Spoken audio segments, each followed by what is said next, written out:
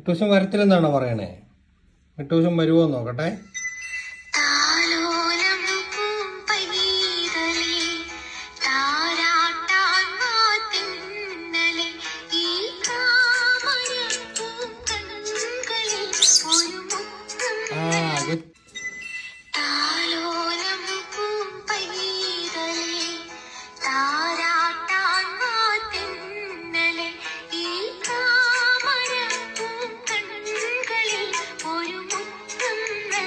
ഇഷ്ടപ്പെട്ടോ?